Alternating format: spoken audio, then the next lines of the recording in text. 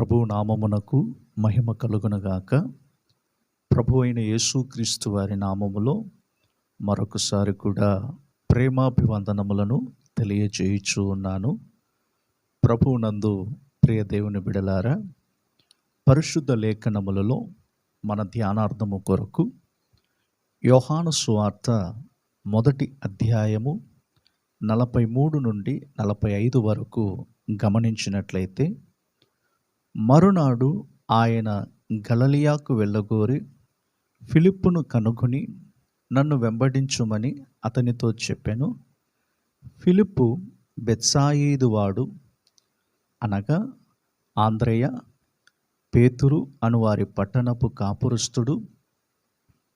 ఫిలిప్పు నతానియేలును కనుగొని ధర్మశాస్త్రములో మోషేయు ప్రవక్తలను ఎవరిని గురించి రాసిరో ఆయనను కనుగొంటిమి, ఆయన యోసేపు కుమారుడైన నజరేయుడగు యేసు అని అతనితో చెప్పెను. ప్రియులారా, యేసుక్రీస్తు యొక్క 12 మంది శిష్యులను గురించి గడిచిన దినములలో ధ్యానిస్తూ ఉన్నాము. మరి మరొక శిష్యుని గురించి కూడా పరిశుద్ధ లేఖనములలో ఇప్పుడు మనము చదవగా విన్నాము. మరి మన ఆధ్యాత్మిక జీవితములలో విశ్వాసులుగా ఉండుట కంటే యేసుక్రీస్తు యొక్క శిష్యులంగా మనం మారాలని వాక్యము మనకు బోధించుచూ ఉన్నది. మరి ఈ లోకములో ప్రభు అయిన యేసుక్రీస్తు వారు బ్రతికిన దినములన్నిటిలో కూడా ఆయన సేవా పరిచర్యలో అన్ని విషయాలలో కూడా ప్రాముఖ్యమైన పరిచర్య ఏంటంటే శిష్యులను తయారు చేయడం.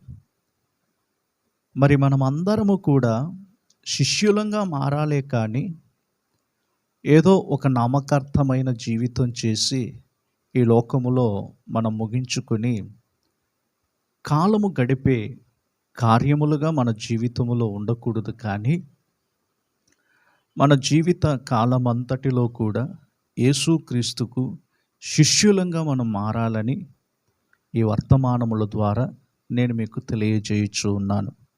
మరి నేను, మీరు అందరము కలిసి యేసుక్రీస్తుకు శిష్యులంగా మనం మారడానికి మన వంతు ప్రయత్నం చేయాలనేదే ఈ వర్తమానముల యొక్క ఉద్దేశమై ఉన్నది. కనుక నా ప్రియ దేవుని బిడలారా, వాక్యము వినుట మాత్రము కాదు, వాక్యానుసారముగా నడుచుకోవాలని ఈ వర్తమానముల ద్వారాగా నేను మీకు తెలియజేయచ్చు ఉన్నాను. మరి ఫిలిప్పు అనే పేరుకు అర్థం ఏమిటంటే గుర్రములను ప్రేమించువాడు. ఫిలిప్పు అను పేరుకు అర్థము గుర్రములు ప్రేమించువాడు. నా ప్రియ దేవుని బిడలారా, ఒక గుర్రములను ప్రేమించే ఒక వ్యక్తి యేసుక్రీస్తుకు ఎలాగా శిష్యుడుగా మారగలిగాడు? మరి ప్రతి ఒక్కరి జీవితంలో ఏదో ఒక కోరికతో బ్రతుకులను కొనసాగిస్తూ ఉంటారు. మనుష్యులు అనగా మనందరిలో కూడా పలు విధములైన కోరికలు, ఆశలు, వాంఛలు ఇవన్నీ కూడా ఉంటాయి. కానీ వీటి ద్వారాగా మన ప్రభువుని మనము కొనసాగించలేము. వీటిని మన హృదయంలో ఉంచుకొని యేసుక్రీస్తుకు శిష్యులంగా మనం మారాలంటే అది ఎప్పటికీ జరగనటువంటి ఒక పని అయి ఉన్నది. మరి గుర్రములను ప్రేమించుచున్నటువంటి ఈ వ్యక్తి ఏ విధముగా ప్రభువును వెంబడించగలిగాడు? ఫిలిప్పును కనుగొన్న వెంటనే యేసు ప్రభు వారు చెప్పిన మాట, నన్ను వెంబడించమని అతనితో చెప్పాను అని చెప్పి వాక్యములో మనము చదవగా విన్నాము. నా ప్రియ దేవుని బిడలారా, గుర్రములను ప్రేమించువాడు అని నేను చెప్పాను కదా. మరి ఈ గుర్రములను గురించి కొంత ఆత్మీయ విషయములనేవి క్లుప్తముగా నేను మీకు తెలియచేయాలని చెప్పి అనుకుంటూ ఉన్నాను. యెషయా గ్రంథము 31వ అధ్యాయము 3వ వచనాన్ని మనము చదువుతూ ఉన్నప్పుడు, యెషయా గ్రంథము 31వ అధ్యాయము 3వ వచనములో, ఐగుప్తీయులు మనుషులే కాని దేవుడు కారు. ఐగుప్తీయులు గుర్రములు మాంసమయములే కాని ఆత్మ కావు. యెహోవా తన చెయ్యి చాపగా సహాయము చేయువాడు జోగును, సహాయము పొందువాడు పడును, వారందరూ కూడి నాశనమగుదురు అని వాక్యములో మనము చదవగా విన్నాం. ఐగుప్తీయుల గుర్రములు మాంసమయములే కాని ఆత్మ కావు. శరీర సంబంధులు యేసు ప్రభువుకు శిష్యులుగా మారలేరు.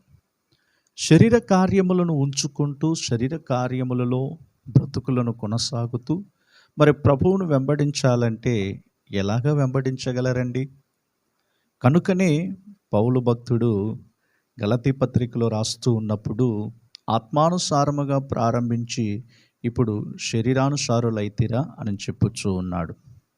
మరి మొదటిగా మనము ఆత్మానుసారముగా ప్రారంభించాలని వైరాగ్యముతో ఈ క్రైస్తవ జీవితంలోనికి వస్తాం. కానీ దినములు గడిచే కొలది మనకున్నటువంటి ఆసక్తి అంతా కూడా తగ్గిపోతూ, మనకున్నటువంటి వాంఛలన్నీ కూడా దేవుని మీద ఉన్న ఆ వాంఛలు తగ్గిపోతూ, శరీర కార్యములకు లోబడుతూ శరీర క్రియలను జరిగించాలని ఆశపడే వారముగా ఉన్నట్లయితే మనము ప్రభువుకు శిష్యులంగా మారలేం. కనుకనే ఇక్కడ చెప్పబడిన మాటలు ఏమిటంటే, ఐగుప్తీయుల గుర్రములు మాంసమయములే గాని ఆత్మ కావు అని చెప్పినట్లుగా ఎవరైతే ఆత్మీయులుగా ఎదగాలని చెప్పి ఆశపడుతూ ఉంటారో, ఎవరైతే ఆత్మీయముగా ఉండాలని చెప్పి ప్రయాసపడుతూ ఉంటారో వారు మాత్రమే యేసు ప్రభువును వెంబడించగలరు. మరి శరీర కార్యములను హృదయములో ఉంచుకొని శరీర తలంపులతో మనము బ్రతుకులను కొనసాగిస్తూ ప్రభువును వెంబడించాలంటే అది ఎన్నటికీ జరగనటువంటి పని అయి ఉన్నది. రెండవదిగా మనము గమనించినప్పుడు 147వ కీర్తన 10వ వచనాన్ని గమనించినట్లయితే, గుర్రముల బలమునందు ఆయన సంతోషించడు, నరుల కాలి సత్తువయందు ఆయన ఆనందించడు అని చెప్పి వాక్యములో చదువుతూ ఉన్నాం. గుర్రముల యొక్క బలమునందు దేవుడు సంతోషించడు.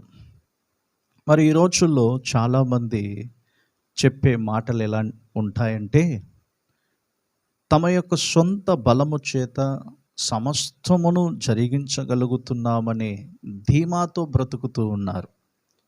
స్వార్థ కార్యములను బట్టి, స్వార్థ క్రియలను బట్టి మనుష్యుడు తానే సమస్తమును చేయగలను అనే ఆలోచనతో బ్రతుకుతూ ఉన్నప్పుడు, నరుల కాలువ సత్తువయందు ఆయన ఆనందించడు అని చెప్పాడు. మరి మనం అనుకుంటాం, ప్రభువును ఎలాగైనా మనం వెంబడించగలం, మనకున్నది సొంత జ్ఞానము, సొంత బలము, సొంత తెలివి, సొంత శక్తితో మనము ప్రభువును వెంబడించాలని చెప్పి అనుకుంటాం. కొన్ని సందర్భాల్లో మనం చేసే తీర్మానములు, మనం చేసే నిబంధనలు, వీటన్నిటిని మనము గమనించినప్పుడు నేను ప్రభువుని ఎలాగైనా వెంబడించగలను అనే ఆలోచనతో మనం బ్రతుకుతూ ఉంటాం. ప్రియ దేవుని బిడలారా, మన సొంత తెలివి, సొంత జ్ఞానము, సొంత ప్రయత్నములతో మనం ప్రభువును వెంబడించాలంటే అది ఎన్నటికీ జరగని పని. మరి దేవుని పిల్లలు ఎప్పుడు కూడా దేవుని యందు అతిశయించేవారముగాను, దేవునిలో మనము ఆనందించేవారముగా ఉండాలి. మరి ప్రభువు మన యందు ఆనందించాలి, ప్రభువు మన యందు సంతోషపడాలంటే మనము మన జీవితంలో ఎప్పుడు కూడా ప్రభువు మీద ఆధారపడి ఈ క్రైస్తవ జీవితం అనేది కొనసాగించాలి. కనుకనే ఇక్కడ ఏమని చెప్పాడు? గుర్రముల బలమునందు ఆయన సంతోషించడు, నరుల కాలి సత్తువయందు ఆయన ఆనందించడు అని చెప్పాడు. మరి ఆ విధంగానే దేవుని పిల్లలందరూ కూడా ప్రతిరోజు దేవుడు మనకిచ్చేటువంటి ఒక నూతన దినములో మనం ప్రభువు మీద ఆధారపడి ఆ దినమంతటిలో కూడా ప్రభువును సంతోషపెట్టేవారముగా ఉండాలి. మరి మనలను దేవుడు ప్రేమించి ఒక నూతన దినాన్ని మనకిస్తూ ఉన్నప్పుడు, ఆయుష్ను మనకు దేవుడు పొడిగిస్తూ ఉన్నప్పుడు మనము ఏదో సొంత బలముతోనూ సొంత శక్తితోనూ ఈ దినమంతటిలో మనం నడవగలమని చెప్పి ఒకవేళ అనుకోవచ్చేమో, కానీ అది ఎన్నటికిని జరగనటువంటి ఒక పని. మరి మూడవదిగా గమనించినట్లయితే కీర్తనలు 33వ కీర్తన 17వ వచనాన్ని మనం చదువుతూ ఉన్నప్పుడు 33వ కీర్తన 17వ వచనములో, రక్షించుటకు గుర్రము అక్కరకు రాదు, అది దాని విశేష బలము చేత మనుషులను తప్పింపచాలదు అని చెప్పుచూ ఉన్నాడు. రక్షించుటకు గుర్రము అక్కరకు రాదు. కొన్ని సందర్భాల్లో మనము కొన్ని కార్యములను గురించి మనం ఆలోచిస్తూ ఉంటాం. వారి ద్వారా మనకి ఏదైనా సహాయం దొరుకుతుందో, వీరి ద్వారా మనకి ఏదైనా సహాయం దొరుకుతుందో, వారు మనకు సహాయం చేస్తారేమని చెప్పి మనం ఎదురు చూస్తూ ఉంటాం. కానీ అవి మనకు సమయ సందర్భాన్ని బట్టి మనం గమనించినట్లయితే సహాయపడరు, సహాయమునకు రావు. ఇక్కడ చెప్పిన మాటలు ఏమిటంటే, రక్షించుటకు గుర్రము అక్కరకు రాదు, అది దాని విశేష బలము చేత మనుషులను తప్పింపచాలదు. నా ప్రియ దేవుని బిడలారా, గుర్రములను గురించి ఈ విధముగా దేవుని వాక్యం అనేది మనకు బోధించుచూ ఉన్నప్పుడు మనం ఒకటి గమనించాలి. శరీర ఆశలతో ప్రభువును వెంబడించలేము. మనకు సొంత శక్తి మీద ఆధారపడుతూ ప్రభువును వెంబడించలేము. మనుషుల యొక్క సహాయం వలన మనము ప్రభువును వెంబడించలేము. కానీ ఒకటి మాత్రం మనము గుర్తుంచుకోవాలి, మనము ఏదో ఒక విశ్వాసులంగా ఉండడానికి మనలను దేవుడు పిలవలేదు, కానీ ఆయనకు శిష్యులంగా మనము ఉండాలని దేవుడు మనలను పిలిచాడు. అందుకనే లోకములో నుండి మనలను ప్రత్యేకపరిచి మనకు మారు మనస్సును అనుగ్రహించి ఆయన మార్గములో కొనసాగించాలని చెప్పి మనలను దేవుడు ప్రత్యేకపరిచి ఏర్పరచుకుని ఉన్నాడు. నా ప్రియ దేవుని బిడలారా, ఈ ఫిలిప్పు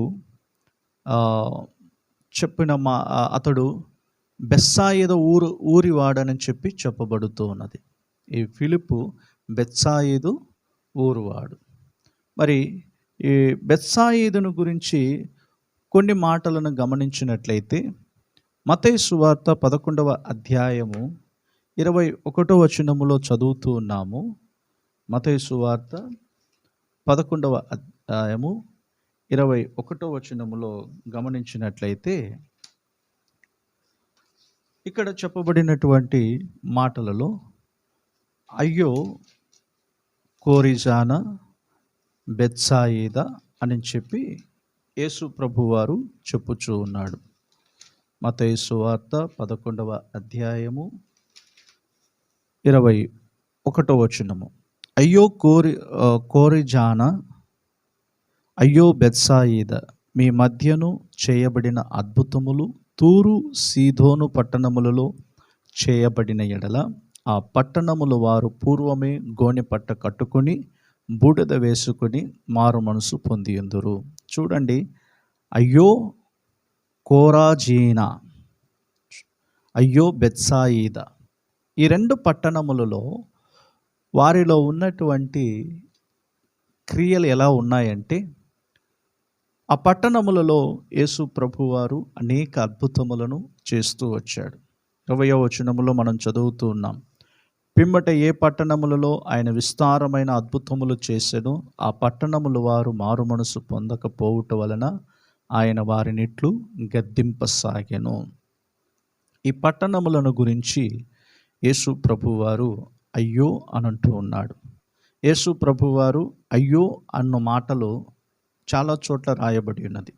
మత్తయి సువార్తలోను లూకా సువార్తలోను మనము గమనించినట్లయితే అయ్యో అనే మాటలు, వారికి శ్రమ అనే మాటలు పలు చోట్ల యేసు ప్రభువారు పలుకుతూ వచ్చాడు. నా ప్రియ దేవుని బిడలారా, ఎందుకు యేసు ప్రభువారు అయ్యో అనే మాటను చెప్పాడు అని మనం గమనించినట్లయితే, వారిలో విశ్వాసము లేనటువంటి వారు, మారు మనసు పొందలేనటువంటి వారు, దేవుని భయము లేనటువంటి వారు, ఇలాంటి వారిని చూచి అయ్యో అను మాటలను ఆయన తెలియజేస్తూ ఉన్నాడు. అయ్యో అనే ఒక మాట అనేది ఒక విధంగా మనం చూస్తే న్యాయ తీర్పును గురించి మనం చూస్తూ ఉన్నాం. అనగా ఒక న్యాయ తీర్పు అనేది మనుషులలోనికి ఆహ్, దేవుడు మనుషునికి నిర్ణయించే కార్యములను మనం చూస్తూ ఉన్నాం.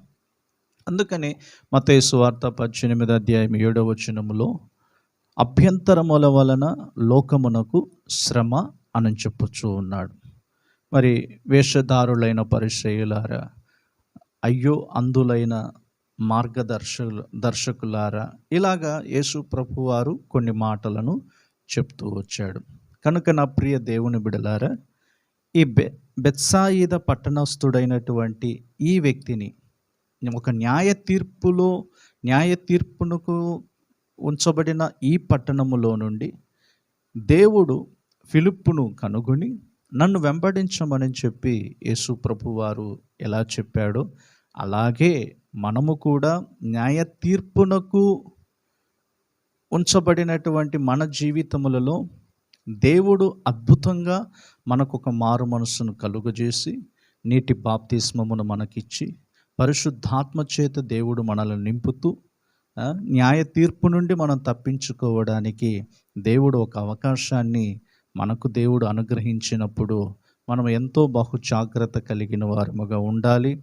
ప్రభువును వెంబడించే విషయములో మనము తప్పిపోకుండా ఉండునట్లుగా ప్రతిరోజు దేవుడు మనకు ఒక నూతన దినమును అనుగ్రహిస్తూ ఉన్నాడు. మరి దేవుని పట్ల మనకు కలిగి ఉన్నటువంటి ఆ ప్రేమ ఎలా ఉంటున్నదో అది ఒకసారి మనము పరిశీలన చేసుకుంటూ ఉండాలి. మరి దేవుడు మనకు ఆయుష్ను పొడిగిస్తూ ఉన్నాడు. మన జీవితములలో ఆయన గొప్ప మేలును జరిగిస్తూ ఉన్నాడు. ఇవన్నిటిని కూడా మనము మరచిపోకుండా జ్ఞాపకం చేసుకుంటూ యేసు ప్రభువుకు ఒక శిష్యుడంగా మనము మారుటకు దేవుడు మనందరికీ సహాయం చేయునుగాక. ప్రేమ కలిగిన మా తండ్రి, మీకు స్తోత్రాలు చెల్లిస్తూ ఉన్నాము. ప్రభువా, మేము మీకు శిష్యులంగా మారడానికి కావలసిన కృపను మా అందరికీ దయచేయండి. మరి కడవరి దినములలో మిమ్మలను వెంబడించే విషయములో మేము తప్పిపోకుండానట్లు మా జీవితంలో ప్రభువా, శరీర కార్యములతోనూ సొంత శక్తితోనూ దేవ మనుషుల యొక్క సహాయముతోనూ మిమ్మలను వెంబడించలేము. కానీ మా పట్ల ప్రభువా మీరు గొప్ప ప్రణాళిక ఉంచి ఉన్నారు గనుక ఆ ప్రణాళికను బట్టి మమ్మల్ని నడిపించండి. దేవా, మాకు అనుగ్రహించిన కృపను బట్టి మీకు స్తోత్రాలు. మీకు శిష్యులంగా మారి ప్రభువా అనేక మందిని ప్రభువా శిష్యులనుగా తయారు చేసే వ్యక్తులుగా మమ్మల్ని నడిపించండి. స్తుతి, ఘనత, మహిమ, ప్రభావములు మీరే పొందుకోమని యేసు నామములో ప్రార్థించుచున్నాము తండ్రి. ఆమేన్. Praise the lord.